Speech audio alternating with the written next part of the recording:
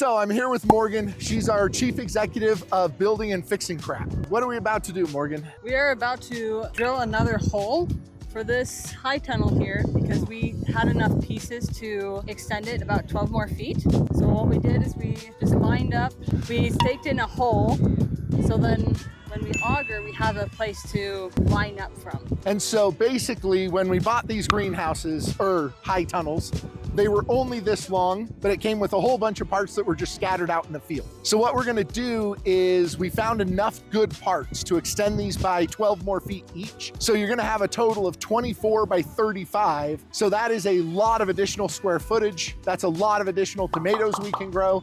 And we want to use every good part humanly possible.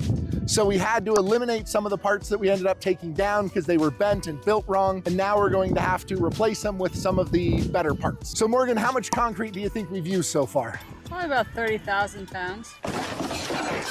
Yeah, I think we've done 6 pallets of 80-pound bags, 64 bags per pallet. So yeah, I'd say we're right close to that. And so yeah, it's kind of ridiculous all the work that we've put into this, but it'll be totally worth it because these should last at least another 20 years once we've done them, and especially the way that we're building them. So it should be quite fun. So this is Lauren. Thankfully, she has no problem being much, much smaller than me, climbing ridiculously high on ladders, and helping to build all of this type of stuff. And it's really fun because Lauren just barely turned 17. And when you look at what most kids are doing, they're out building, buildings in Fortnite. And Lauren's out here building high tunnels in real life. And it's awesome because this is what kids should be doing. She's using her head. Right?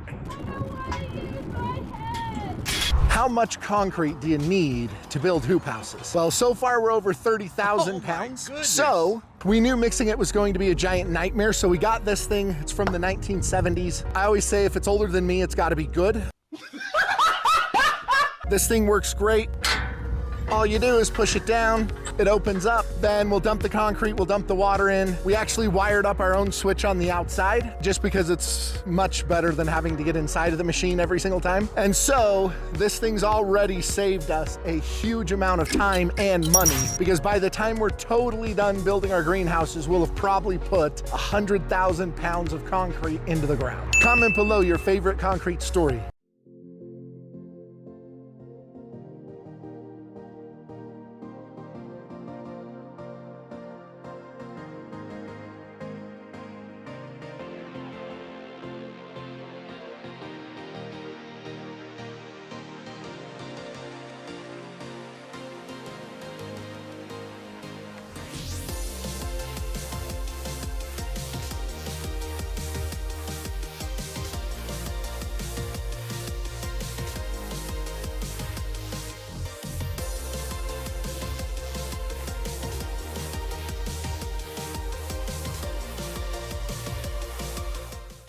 I should mention how great our dirt is. In all of the ones we've drilled, which we've drilled hundreds of holes so far, we've hit one rock.